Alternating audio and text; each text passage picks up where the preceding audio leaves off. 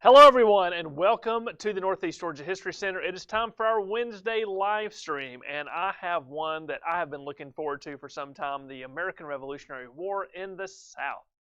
Now, as with most things we try to cover here, this is going to be a rapid fire cacophony of absolute tons of information that is all summarized into very small bits and pieces.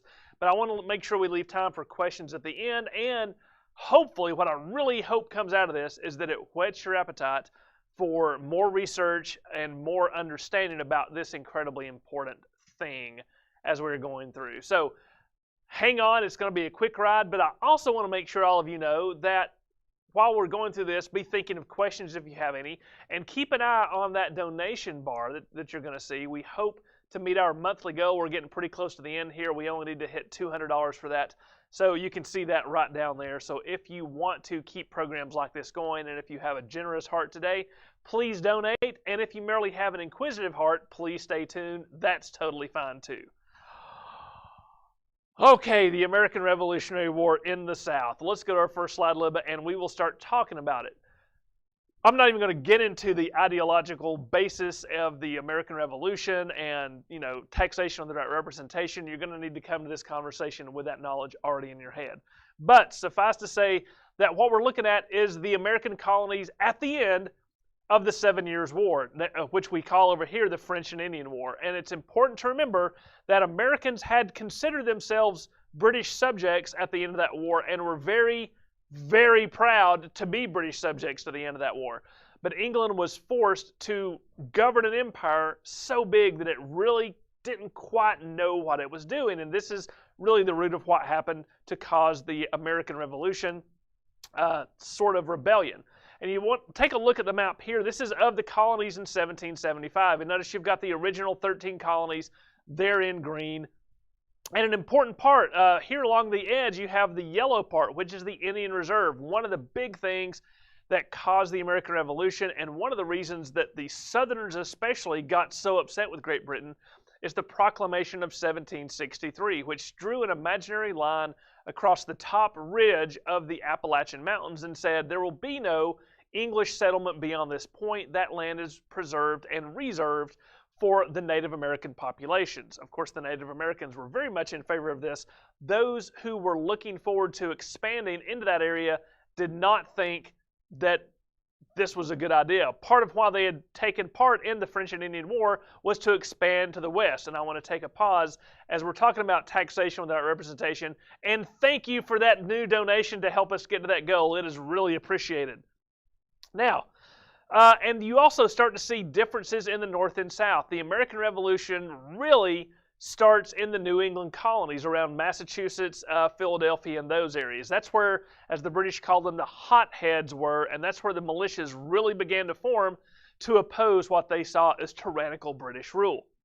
In the South, not so much. The South, socially and economically, was very much more closely tied with the mother country. They had debts to the mother country. Their trade depended upon a back and forth with the mother country. So their ties were much closer, and they were a little slower to go into a revolutionary state, and yet nevertheless they did. So that's why we consider historians look at the war having two real phases. There's a northern phase and a southern phase. And I want to go through the northern phase, but I'm going to go through it really quick just so we can get things set up.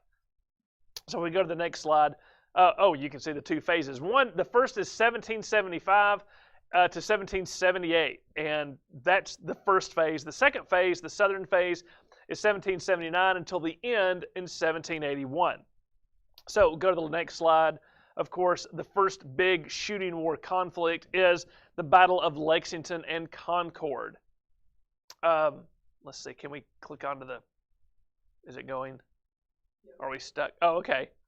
I was just saying hi to Miss Coker's 4th grade. Oh, hello, Miss Coker's 4th grade class. We are very glad to have you with us.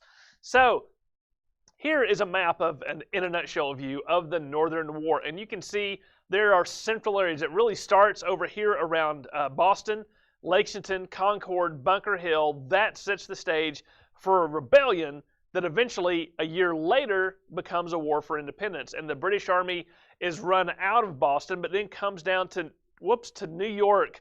And in New York, it establishes a mighty force, the largest one that's ever come to the North American continent. And George Washington, who's been placed in charge of the Continental Army, faces off against the British in several battles around New York, and sad to say, he gets defeated pretty soundly. And that revolutionary fervor starts to fade away. Those initial successes at Bunker Hill and in Boston had sustained, and the army was about 15, 20, 25,000 men, which he then takes to New York. He gets severely defeated at New York and is forced to withdraw across New Jersey and goes on into Pennsylvania. And at the end of 1776, the army is there. He's down to only a couple of thousand men. It looks like the rebellion is going to be crushed. But we go to the next, I've jumped way ahead. So Lexington and Concord really is just men fighting against the most powerful army in the world, right? They shoot at them and then they run. This is not really a battle at Lexington. Concord is a little more organized, and the British coming through have to fight. We go to the next slide, we see Bunker Hill. You notice a lot of these take place around Boston because, as I said, that's really the hotbed of rebellion that takes place there. Bunker Hill does a couple of different things. First of all, it shows that the Americans are very much willing to stand up face-to-face against the British if they have entrenchments. It also shows that the British have every intention of crushing what they see as a rebellion. Wave after wave of British soldiers marched up that hill 3 times into the face of withering fire before they finally overwhelmed it. And people realized after Bunker Hill this was going to be a war for the long haul, not easily done away with. We go to the next slide. And so Washington lays siege to Boston and brings in some artillery and places artillery here on the Dorchester Heights, points it at the British in Boston proper. The British decide to leave. And the British sail away, and the Americans think they have won this fantastic victory, and they have. But as I said, if we go to the next slide, they show up in New York and around that area. And there are battles for New York, and even though the Americans stand up to the British, they are soundly defeated, flanking attacks. It goes to show that this is a very amateur army, and it shows that Washington is really not ready to command a large army to begin with. And so they're chased across New Jersey, and over the course of that year, things do not go very well for the Americans, and it looks like the rebellion is going to go away. So we go to the next slide. Just, y'all remember Washington crosses the Delaware on Christmas to kill the British, right? Merry Christmas, everyone. He defeats a force of Hessians there, and a few days later attacks again at Princeton. And what this does is it shows that the revolution is still alive, and the British have to do something to continue fighting against that. And so, the next year, we go to the next slide, the British decide to have several different battles, several different campaigns. The British are defeated at Saratoga, which brings the French into the into the war. The British decide to go to Philadelphia, take the city of Philadelphia, which is where the Continental Congress has been meeting. After the Battle of Brandywine, they succeed in that, and as a result, the Continental Army, at the end of that campaign season, goes into winter quarters at Valley Forge. And at Valley Forge, the Continental Army really learns how to fight like professional British soldiers. It's taking them, a couple of years to get to this point. But what happens is the Continental Army under George Washington, with Baron von Steuben teaching them these formal battlefield tactics, the next battle they're in, the next year in 1778, at the Battle of Monmouth, this shows that the Continental Army had actually gotten to the point where they could stand up face to face against British regulars and hold their own. This is a huge impact. Washington not only kept the army intact, kept the revolution intact, but now he's at the point where this army can face off against the greatest army in the world, and that's the British. This makes the British go, maybe we need another strategy. This thing in the north has gone on for almost 3 years now, and we haven't gotten any further to putting down the rebellion. So we are going to start a new phase of the war. We're going to move into the south. We're just going to let the stalemate sit in the north. We're going to move our forces south for a couple of different reasons. But let's back up. Things had happened in the south, obviously, before the southern strategy was put into place. There had been early battles at Charleston. The British had tried to take Charleston and Fort Sullivan just outside. They had failed. They had actually failed to do that. And in Savannah, at the Battle of the Rice Boats, the Patriots had tried to take over several boats filled with supplies for the British Army, and they had been beaten back. So the British were able to, had been beaten in these small battles.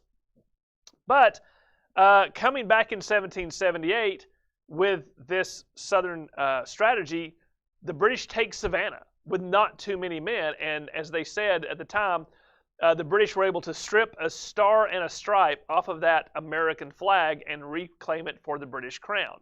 Now, I want to go to the next slide just to show you this background we've got here that I've picked to show is of a fellow named Sergeant Jasper, who was in a Carolina regiment. And at that first siege of Charleston, the Charleston flag was shot down, the South Carolina flag. And under severe fire, he climbs up and places that flag back on the pole while there's cannonballs whizzing all around his head. He's quite a South Carolinian, quite an American. I just wanted to make sure you knew what the background was. He is a very famous person, and on a personal side note, my great-great-grandfather was named for him. So I had to get him in here somehow, right? Now, oh, Liz Bob donated $10. Thank you so much. So did Jean and Veronica. and Veronica. Wow, thank you. Oh, that's fantastic. Money makes the history happen, as they say. So, now that I've backed up, I want to go into what the Southern strategy actually says. So, what are we? We're 12 minutes in, and we're just now getting to the South. Stick with me, I promise it makes sense. Why do the British shift from the North to the South? Well, first, as I said, they're shifting away from that ideological center where they hope there won't be as much patriotic and revolutionary fervor there in the South. They feel, therefore, that there are more loyal people and therefore loyalist forces who will join with the British fighting against the forces of the American patriots. And they've been told by people who are from this area that if the British just come to the South and they give a show of force, then enough loyalists will come to their flag and join as provincial militia that they will just sweep everything away in the South. The British also know they'll be able to split the colonies in two if they can take the South. And quite frankly, from a British economic perspective, the southern plantations in these southern colonies are far more lucrative than the things that they have their fingers in the North. And so the southern strategy from the British perspective seems to make sense. So how does it all get started? As I said, they take Savannah back from Georgia in 1778. Then they start rolling things up. Initially, when the French finally come in on our side, we just beat our goal. Liz and Kaya donated $20, which put us over $200. We hit $210. Thank y'all so much. So now that the British have Savannah, the French, our newest allies, decide we're going to need to take it back to try to stop this southern strategy in its tracks. So a Patriot and a large French force come and land at Savannah in October of 1779. They attack the town, which is held by the British. The British are able to fight them off. And the French are therefore forced to withdraw. They put their guys back on a boat, leaving the Americans sort of holding the bag there. And again, long story short, the Americans decided, well, since we can't take Savannah, we need to move up the coast and make sure we defend our other valuable towns. So if we go to the next slide, I want to just show you this. This is the big map, and I'm going to kind of make reference to it as we go by. But this is accessible. I'll show you where you can get this later. But you can see how much stuff goes on over here in South Carolina and in North Carolina. We eventually get up to Yorktown, of course. We'll come to that. But even down here in Georgia, there's things going on, right? And this is all part of that southern strategy. So if we go to the next slide, you'll see that Savannah, when the French and the Patriots try to take the town, they are severely defeated and the French have to go away. It doesn't look like this French alliance is going to get the Americans much after the siege of Savannah. And on our next slide, of course, the the back country, as we call it, not on the coast, but the back country, this is where the revolution can be kept alive. And there are two quick battles in Georgia. One is at Kettle Creek in February, and the other is at Briar Creek at the end of that month. At Kettle Creek, it is a Patriot victory. A Loyalist militia faces a Patriot militia, and the Patriots are actually able to defeat that Loyalist militia and force them off the field. It looks like even though Savannah has fallen, maybe the Patriots are going to be able to hang on. But as I said, just less than a month later, there's a group of British regulars who oppose, again, sort of the same Patriot militia, and they are severely defeated at a place called Briar Creek. Now, these are not gigantic battles. There's only about 700 or 800 men on each side. But this is the beginning of that struggle for the backcountry, and this is going to define, generally speaking, how things work in the South. It makes it very, very different than the North. In the backcountry, away from the towns, away from British support, it becomes more of a civil war against Patriots and Loyalists. And it is a brutal, awful thing, filled with revenge, filled with classic Scotch-Irish angst, one folk against another. And it's just a bad place to be moving forward. Now, as I said, so the little Patriot boost at Kettle Creek, but then they're defeated again at Briar Creek. And that sets off a chain of events that makes it look like the cause in the South is going to be hopeless. So we go to the next slide. And the British attack Charleston. General Clinton, who's now in command of all British forces in North America, assembles a huge army from New York, comes south, and lays siege to Charleston. The Continental Army in the South, under a guy named Benjamin Lincoln, gets bottled up inside Charleston. And he refuses, for some reason, to try to escape. He thinks he's going to be able to hold out there. Well, you can't against the British Army and, more importantly, the British Navy. And at the fall of Charleston, it is the largest loss for the Continental Army in the entire war. I wonder how many of you knew that. Let me say that again. It is the biggest loss for the Continental Army in the entire war. There are over 5,000 Continentals that are forced to surrender in Charleston. Every single one of them. Right? There is no escape. That's not counting all the militia that are there in the South. And so the Southern Army, basically everything south of Virginia, is gone. Right? The Continental Army ceased to exist because of Charleston. Clinton takes about half of his army back north and leaves a guy in charge in the South. You're probably going to recognize this name, General Cornwallis. Right? Cornwallis is now in command of the South, and his job is to continue this Southern strategy, get into the backcountry, and start reasserting British authority. Now, on the next slide, as I said, this is a series of events. So there was a group of reinforcements coming from Virginia down to try to save Charleston. Well, Charleston falls, and just about 70 or 80 miles north of Charleston, I think, is a place called the Waxhaws. This is the deep backcountry. This is where Andrew Jackson was born and where some of the Civil War stuff is going on. And a fellow is in charge of a British Legion, and he takes these cavalrymen and attacks this reinforcement for the Patriots. And he runs through, this is of course, an artist representation. This is their leader in front. And the leader's horse gets shot, and they think that their leader is killed, and the men go mad. And they charge into these men, and they slaughter them. Right? They're trying to surrender. They kill every one of them. This is a massacre. And this sets the tone for how things are going to be in the South. And that leader that I'm speaking of, some of you are probably going to know him. We go to the next slide, you'll see a portrait of him. This is Tarleton. Depending upon how you want to pronounce it, it's Banastre or Bannister, but Tarleton sticks. And he's called Bloody Ban because as leader of the British Legion, he becomes incredibly well known for his ruthless methods.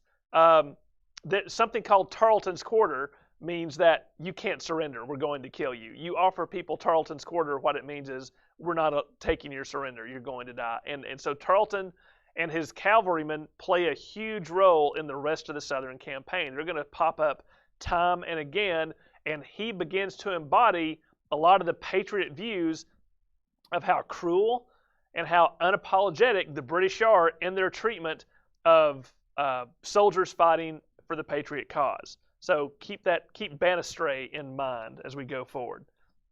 Now, Banastray is also at the next big battle, the Battle of Camden. And once again, put yourself in the mind. So Savannah has fallen. Charleston has fallen. Reinforcements have just gotten slaughtered.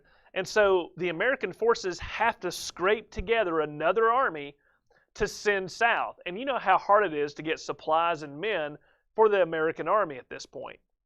So they scrape an army together, and they put it under the command of a fellow named Horatio Gates. Now, Gates is the general who won the Battle of Saratoga, a total victory over the British, and that victory helped bring France in on the side of the Americans. So Gates seems to be someone who knows what he's talking about. He was not George Washington's first choice. He didn't think that Gates could pull it off. George Washington wanted to nominate a fellow named Nathaniel Greene. Keep that name in your head. But Gates is in charge. He comes down, and he has his army heading towards a British outpost of some strength at a town called Camden in South Carolina. And the two armies sort of almost run into each other accidentally. The American cavalry and the British cavalry under Tarleton sort of bump up in the very, very early morning hours when it's still dark in a scrubby pine. And I put this picture up here because this is taken at the actual battlefield, and they've done a great job there of trying to recreate the conditions. You see this scrub pine. It's open. It seems like you might be able to move men and horses through that, but the trees are just close enough together that it's going to break up formations and make things very difficult. Poor Horatio Gates' army were short on supplies, and the night before, all they had been issued was cornmeal and molasses. That does not make a good meal, but if you're starving to death, you're going to slurp down the cornmeal and the molasses. Well, what ends up happening is a lot of Gates' men get a severe case of diarrhea that night while they're trying to march. So they're dehydrated, they feel terrible, they're exhausted, and now they've just bumped up against a British army led by Cornwallis and Tarleton. And it consists to a large amount of militia. Well, militia tend to not get a very good reputation in the American war, and especially by regulars such as Gates and Washington, and the British commanders for that matter. And as the British move forward, they start to fold up the American lines until no one is left, and it is an absolute disaster for the Americans. And Gates ruins his reputation as his army is collapsing. He turns around and he rides and rides and rides as fast as he can. He doesn't stop until he gets 60 miles away, right? And as a result of this, his reputation is ruined and he is relieved of command.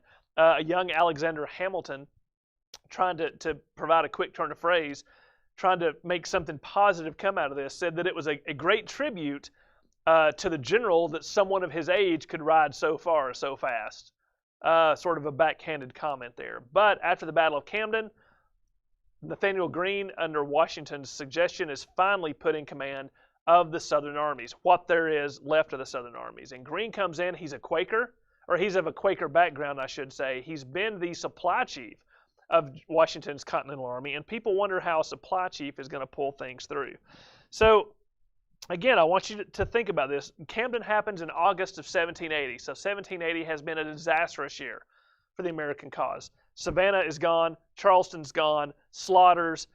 2 American armies have been routed in the South.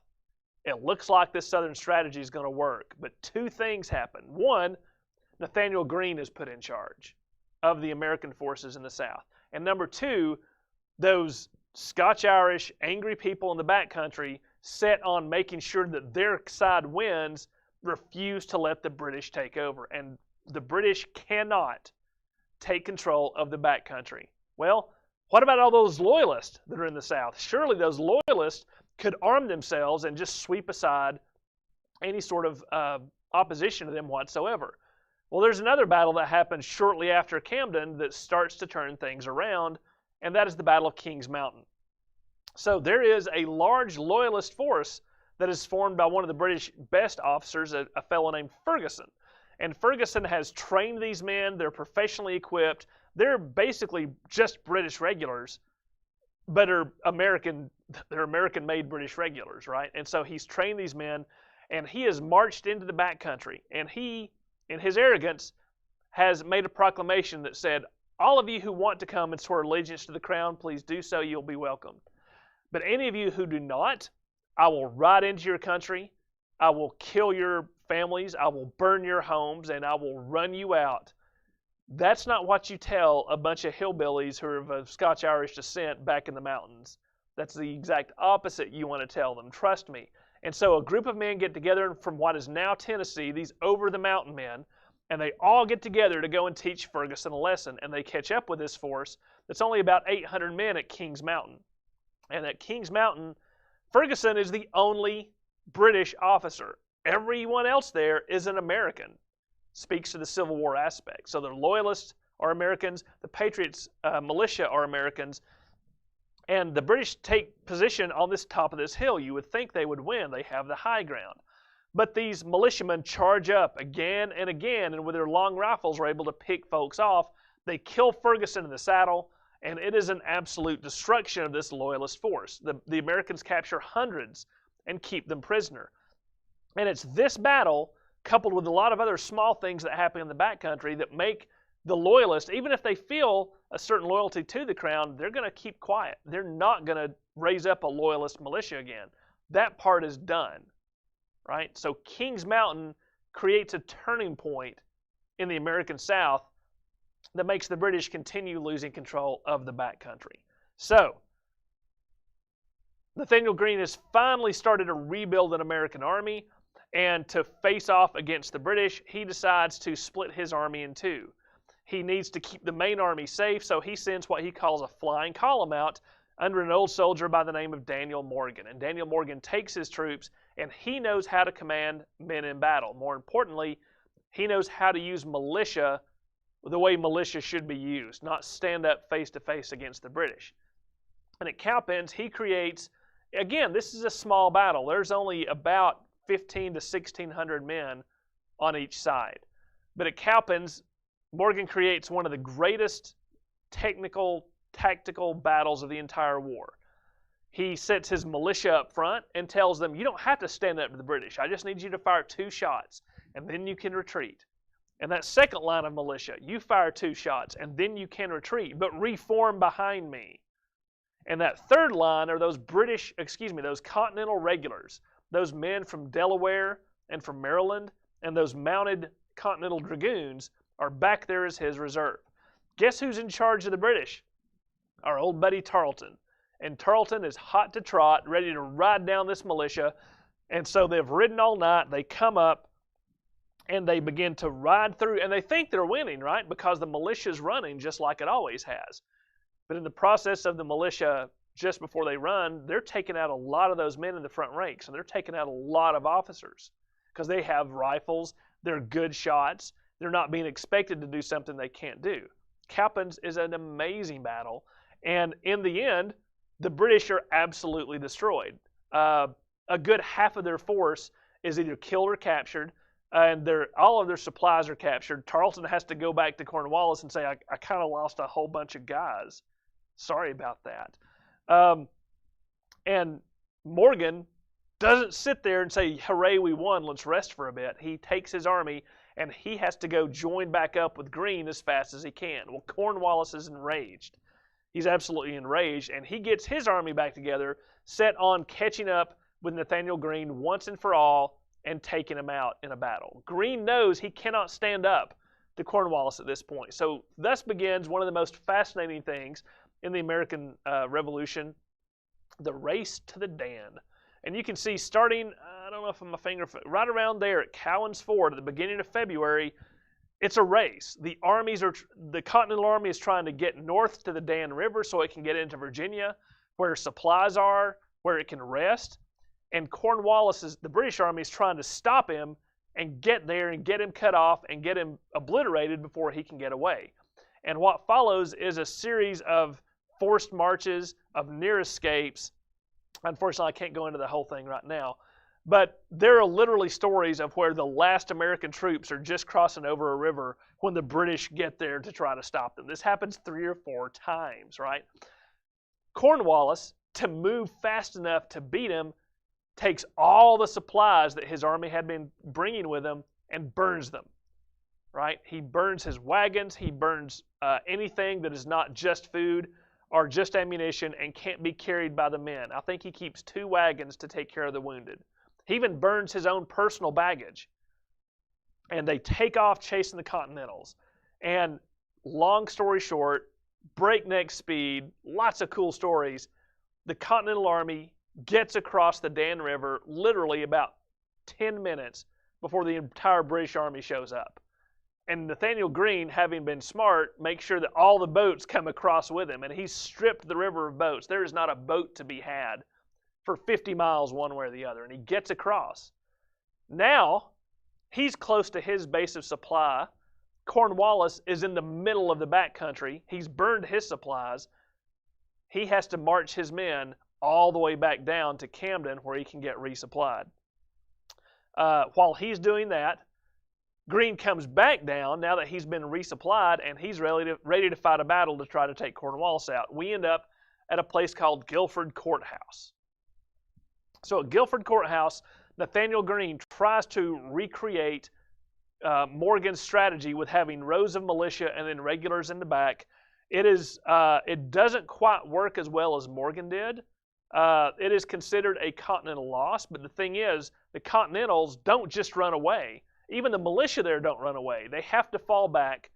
It is an American defeat, but the Americans are able to fall back in order and not run away. They get their army out. And Cornwallis wins the battle, but he loses about half of his men killed or wounded. And this becomes an incredibly central part, and it's important to make this point. Nathaniel Greene is in America. He's in the country. The men who are in his army, the militia, have just come there, and when the battle's over, they can go back home. To raise more men, Nathaniel Greene merely has to put out the word, I'm raising an army to fight next week, come and join me.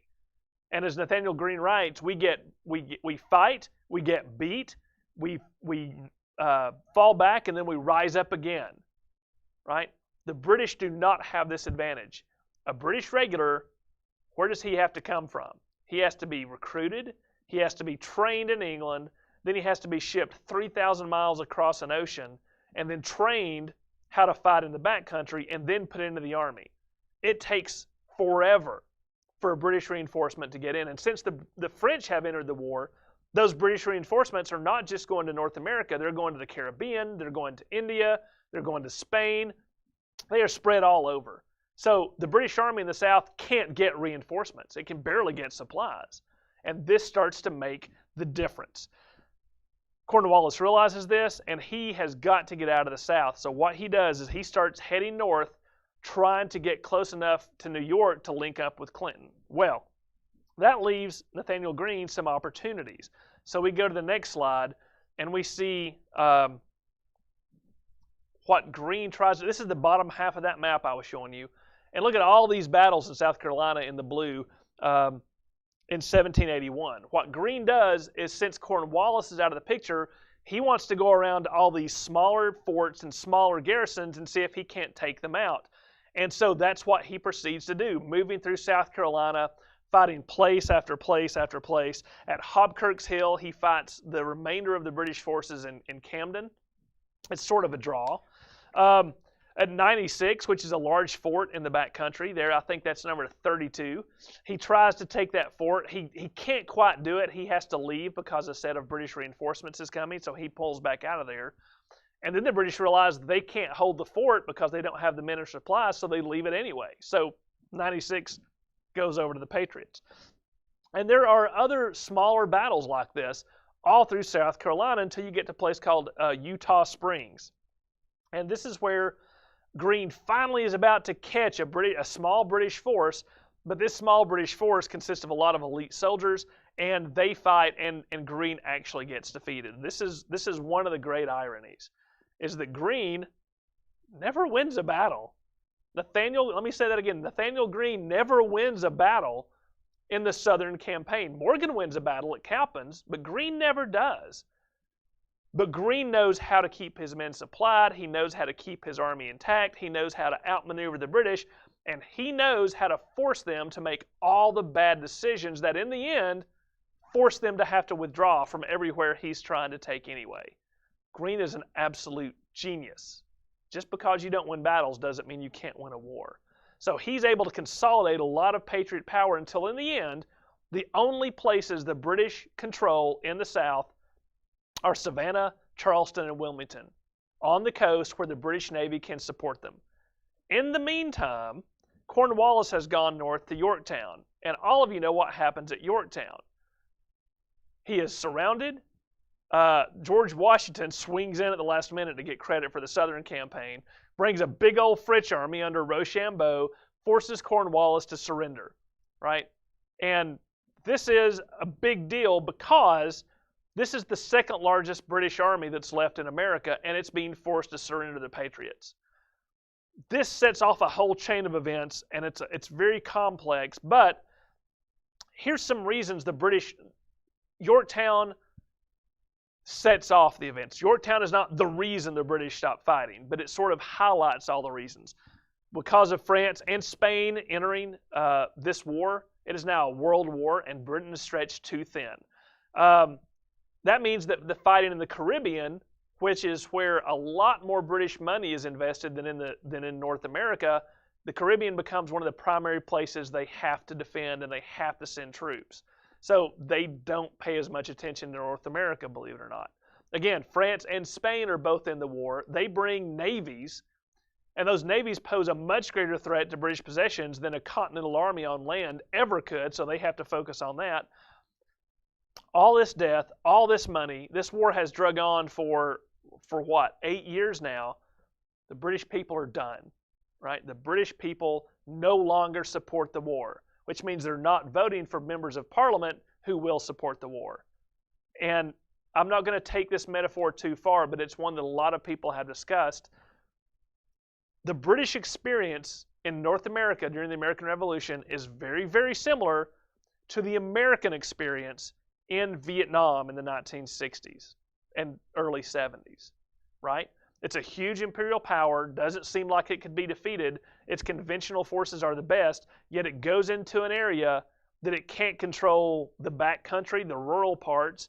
It's stuck in the main cities, and it can't seem to achieve a victory, and the will of the people at home has turned totally against the continuation of the war. It's too expensive, it's too costly. Very, very strong similarities there. So all those things come about, and of course, Yorktown is in October of 1781. The war goes on until mid-1783 when the Treaty of Paris is signed and the British recognize American independence. Now, what does it all mean, right? Going to the next slide, I'm going to pull up this one thing to point out in terms of the war in the South. I think I'd said before that all the battles you've heard of are in the North and all the battles that mattered are in the South. Here's a great slide that shows you how many battles per colony there were. Massachusetts, 3. New York, quite a few. Look at that South Carolina, right? That is a lot of battles. Virginia, North Carolina, Georgia, right? The South is the cockpit of the war. There are more battles. Not all the battles are huge, but they are pivotal in the ability not only for America to win, but to convince Britain that it's beaten, that it's no longer worth it, right? And so I've just told you in a nutshell the story of the American War in the South, which a lot of you may not be familiar with. Well, why is that, right? Let me go to this next slide and just give you a pretty picture to look at while we go over some of the topics. Here's a great picture of supposedly Cowpens of the British cavalry fighting the American cavalry, but it's the war in the South. Why is it not in schools? Why is it not part of historiography of the American Revolution? Well, a couple of reasons. The big names are in the North, right?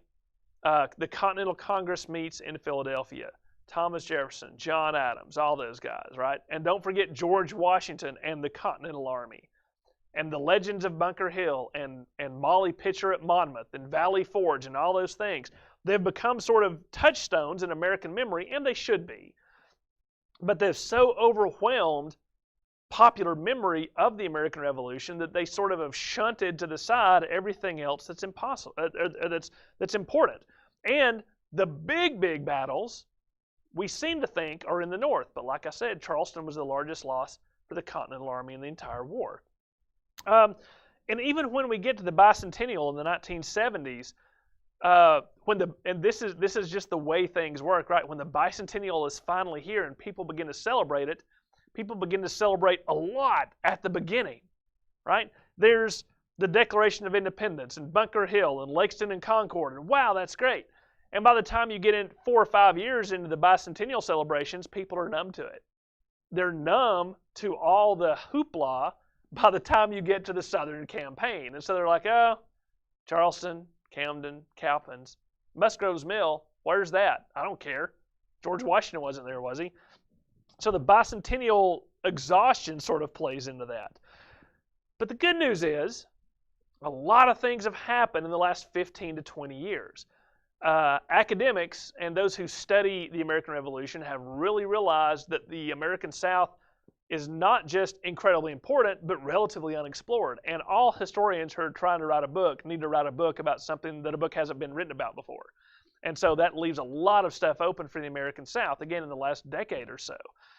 And something else that's been very fortuitous to happen too, in the North, a lot of those battlefields, Bunker Hill, Lexington and Concord, battles for New York, Philadelphia, even Princeton, a lot of development in those areas, and the battlefields have mostly been built over, and what you get are just markers.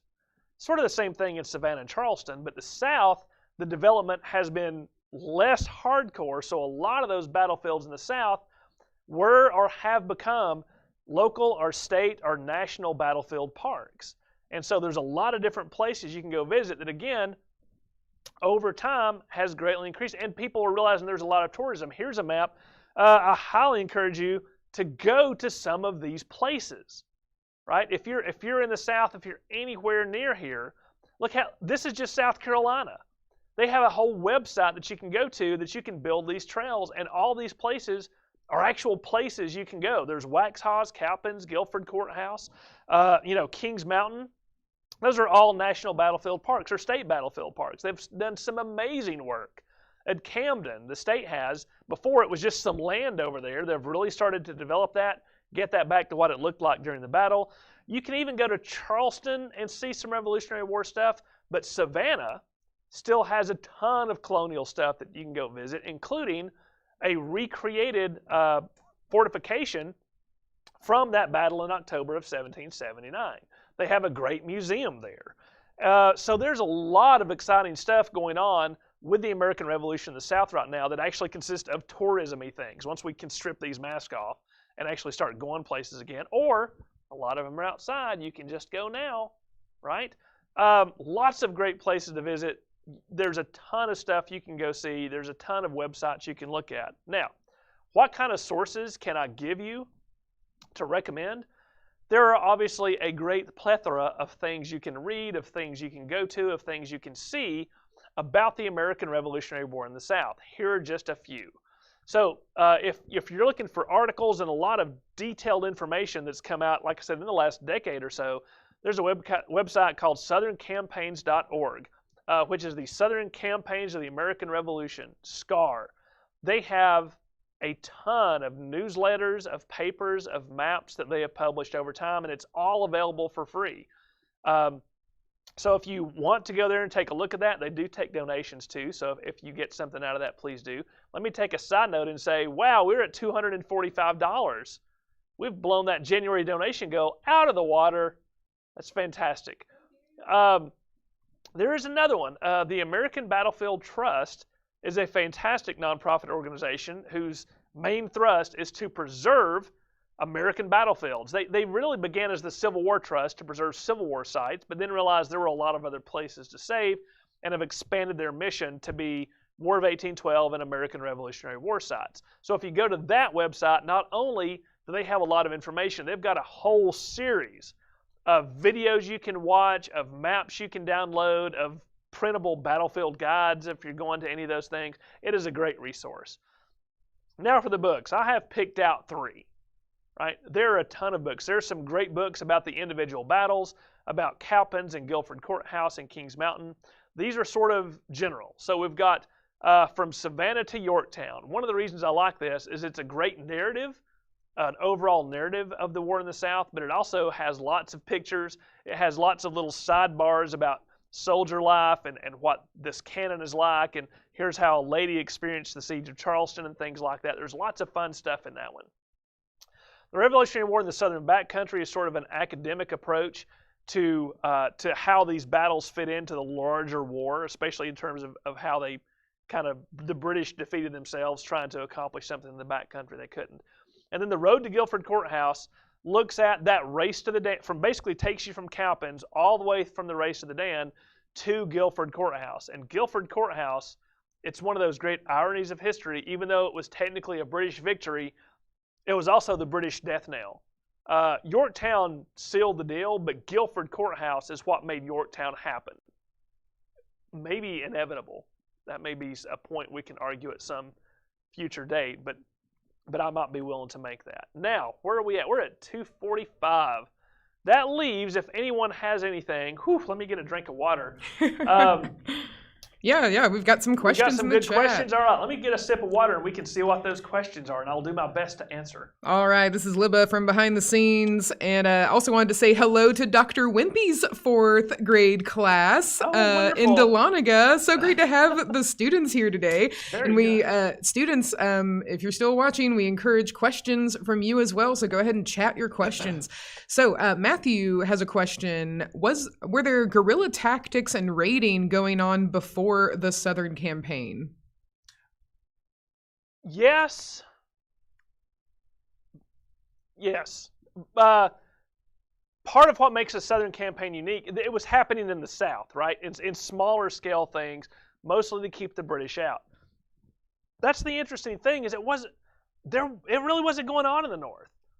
The North did not have those guerrilla type raids because the North was much more developed, right? The North had road networks. The North didn't really have a backcountry until you got to Indian Territory.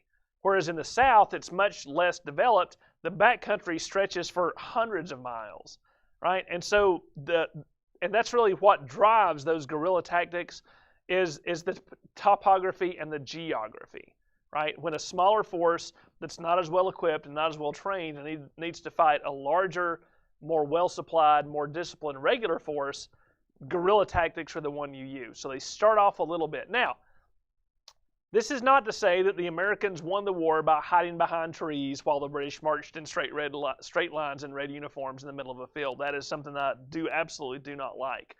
The British very quickly adapted to war in the backcountry. They're not idiots, right? Neither the officers nor the men. They know how to modify their tactics, their equipment, and yet still maintain that discipline. So that the dynamics of the war are very different from a tactical perspective from 1775 to 1781. And those changes are more distinct and significant in the South than they are in the North. Roxanne is curious about the Battle of Moores Creek Bridge in February of 1776 in North Carolina. They mention it's one of the reasons the English didn't fight in the South until later. That's a good point. And again, I thank you for pointing that out. I have just hit the high points. There are a lot of battles that take place, like Musgrove's Mill, Moores Creek Bridge, Hammond's Store. They're fascinating. So Moores Creek Bridge is, it may surprise you to find out it takes place at a bridge near Moores Creek. And it is a British force that is trying to go into the backcountry, right? Well, the militia of South Carolina, who don't want the British to come, fight them at this bridge. And again, it's one of those things where who wins is kind of up in the air. It's open to interpretation, but the British go, wow, anytime we send a force into the backcountry, they're attacked. They're sniped at. It's guerrilla tactics. They're trying to cut off our supplies. It may not be worth it until we can go out there in a more significant number with more significant support. So yeah, Moores Creek Bridge, I want to say there is a small park there at Moores Creek. I know there's, like I said, a Musgrove's Mill and places like that. I think Moores Creek is a site you can still visit. So, once again, plugging that history on the ground aspect. Thank you for bringing that up. Can you discuss the roles of, were any Native Americans enlisted during the American Revolution? So, the Native Americans did play a significant role. I haven't even touched on that. Let me see. Let me gather my thoughts so I can try to sum this up in only a couple of minutes.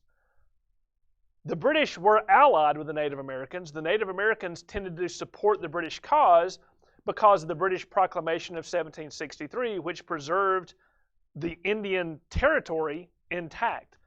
And so the settlers on the frontier kind of nervously, carefully observed that line until something happened. The British decided that it needed help fighting some of the patriots on the backcountry. And so they asked them to start raiding along the backcountry. Well, the Indians did. And this outraged the whites on the frontier because, and this is in the Declaration of Independence, right? This is one of the causes of separation. The king has raised up the savages against us in open warfare against women and children. If you take the inappropriate word of savages out, the British had done that. The British had tried to get the Indians to attack. As a result, the Native Americans sort of back off a little bit. The British continue to try to get the Native Americans involved, and for example, the Cherokee, late in the war, decide to attack the Patriots on behalf of the British, who end up not supporting them in this attack. And militia from Georgia, South Carolina, North Carolina, and especially Virginia form up into a large army and march into Cherokee country and lay waste to it. They burn crops, they destroy villages, and the Cherokee are forced to sign a treaty that not only ends the conflict, but forces them, surprise, surprise, to relinquish land. And so, yeah, the Native American role on the southern frontier and on the Southern War for Independence is very significant, and you've caught me. I should have mentioned that more, but man, I've only got an hour. But yeah, great question. Great question. Let's see. Richard wants to know more about Elijah Clark and Thomas Brown. Whew, there are books. There literally are books. So Thomas Brown, I'll start with him. He had just moved to the colony of Georgia in 1774, I think.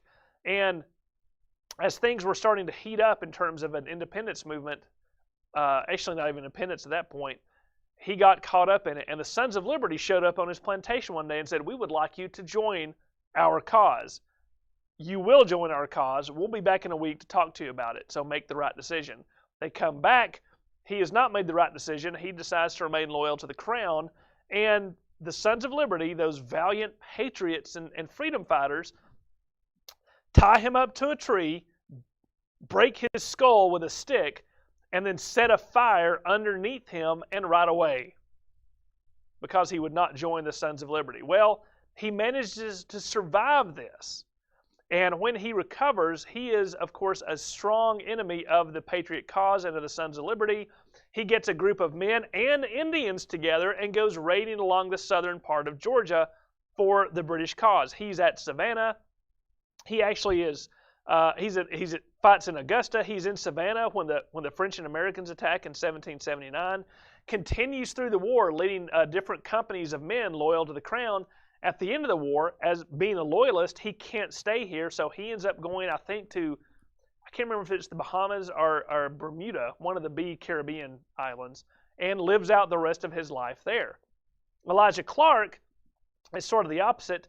He is a patriot from the Georgia, South Carolina backcountry. The state borders didn't mean a whole lot when the further back you got into the backcountry, and was one of those, men of the hornet's nest, the backcountry, who would just get some men together and go raid the British wherever they could and kept the British on their toes, and continued to be a patriot. He lived through the war, and then he got a bad reputation later on when he and some other folks tried to do an independence movement and carve a separate state out of Georgia and North Carolina, but that's another fascinating story. All right, so I've closed the question queue. We're going to end with the questions that we do have, which are maybe about 5 or so. So we may go a little over 3 if that's okay. So we have a question. Didn't efforts to promote patriotism in the North during the Civil War era help skew emphasis on Northern Revolutionary sites and events? Thinking of Paul Revere's Ride poem and the project to interview and photograph the surviving Revolutionary soldiers. That's a good point. That did contribute to it. And it's interesting. On the other hand, the Southern Confederacy very much identified with the Founding Fathers. The Founding Fathers had rebelled against a tyrannical government. From their eyes, the Southern Confederacy was doing the exact same thing. When you look at the Confederate state seal, it's a picture of George Washington, right? That's how they harken. But again, it's George Washington, right? Even though he's a Virginian, they harken back to that. So yes, that's a good point. That's a big part of it. And a lot of folks during the American Civil War harken back to that patriot effect. As a matter of fact, some of the early militia uniforms that you saw at the First Battle of Bull Run were in effect Continental Army uniforms. They were tricorn hats, they were lapel coats, all those things. So both sides harken back to that time. But again, it was the North that usually had the good poets and the good photographers. Can you talk about Francis Marion's involvement in the Southern campaign? Yes.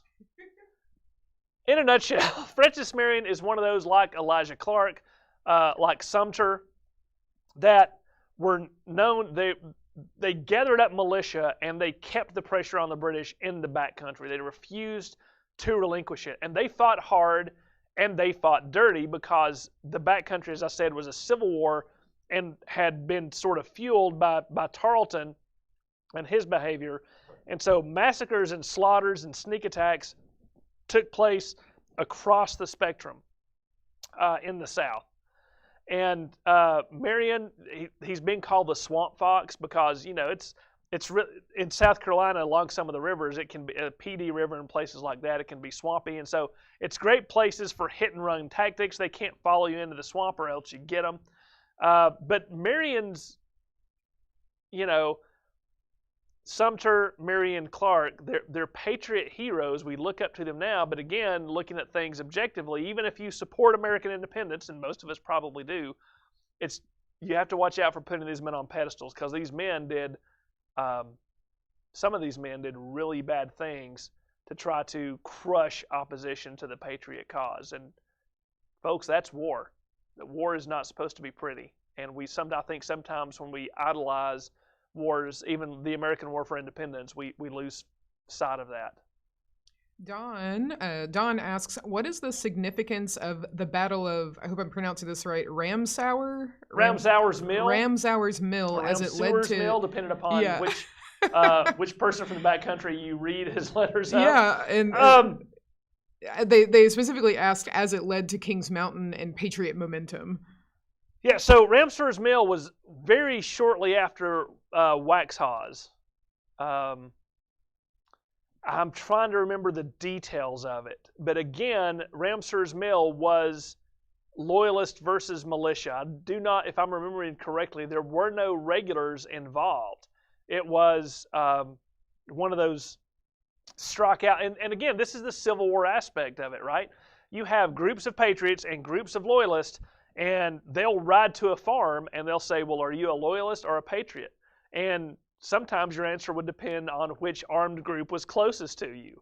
And if you said, oh, I'm a loyalist, and the loyalist rode away and left your farm intact, well, then the patriots are going to come up and say, I heard you said you were a loyalist. And then they might shoot the guy, they might burn his house and his barn and things like that. So there's a lot of friction going on, and the one at Ramsauer's Mill was very much along those lines. It was vengeance-driven, I guess you could say, like so many of those small battles in South Carolina. All right, we have 3 more questions. First one is, were there major Northern battles after they shifted to the Southern strategy? Not like there had been before. Monmouth is pretty much the last big Northern battle. but until they shift to the south. There were attempts to try to get into New York, but they were sort of half-hearted because at this point, Washington realizes the most important thing is to keep his army intact, right? And after Valley Forge, he actually has an army that can fight pretty well, as witnessed by Monmouth. And now the British are like, this rabble can now fight as good as us. And so both sides come to the conclusion that they're not going to get into a battle unless they are absolutely sure that they are going to win, which means they have to have an overwhelming number or be in a perfect geographic position or something like that. Well, the problem is, since both sides are approaching it that way, and they're only going to go into a battle under the most positive and advantageous of circumstances, those positive and advantageous circumstances never materialize again in the North to establish a great big battle. So that's really why, no, there are skirmishes, there are things that go on, but no big battle in the North after that. All right, our second question, why did the Highlanders lead the charge? It doesn't seem that command and control would have been the issue in that regiment since it had suffered fire from militia at that point. And I'm not sure at what... I wonder, are you talking about the 71st at Cowpens? Perhaps. That's what I'm going to guess. Okay. See if I get corrected before. If you're talking about the 71st at Cowpens, that's because they had been fighting the militia before and the militia had always run away. Well, they mistook the regulars that were opposite them for militia, and they were the reserve for Tarleton's force. And so Tarleton had put them in, and when they came in, they saw that American force about face and start to walk away. Not run, but walk. In their experience, and being the Scots that they were, they decided to charge into that retreating foe, which is normally a good idea because you're going to scatter them and absolutely defeat them. The problem was the Americans were not disorganized and they were not running, so as the Scots continue to charge, their line comes apart, and the command to about face and fire is given to the Americans. So the Americans, in perfect discipline, turn around 180 degrees and then level their muskets. About 200 men level their muskets at this group of Scots running at them that are only about 10 yards away. And the fire is withering, and that single volley basically made the 71st ineffective after that. And so, yes, it was partially a loss of command and control. It had worked for them before, though, so they thought there was no reason that it wasn't going to work this time. Well, they were wrong. They were very wrong. And our last question actually comes from a homeschool group that's been watching the program. Perfect. And they want to know, were there any battles in North Georgia? Not really. Depending upon how you define North Georgia. The most northern battle of significance that is recorded as a battle is Kettle Creek.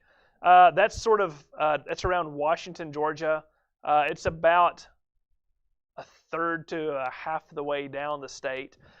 So it's not North Georgia. If you're talking about like Gainesville, Hall County, the northeast Georgia, there weren't any battles. Now, there were men who were living in this area that might join Elijah Clark's militia and go fight somewhere else at Kings Mountain or, at Briar Creek or Kettle Creek or something like that, but no battles here. And you have to remember, I'll pull this last fact out for you. Georgia was by far the smallest state in terms of population. We were the newest. We had only been founded in 1733. And just to give an example, Virginia has 440,000 people.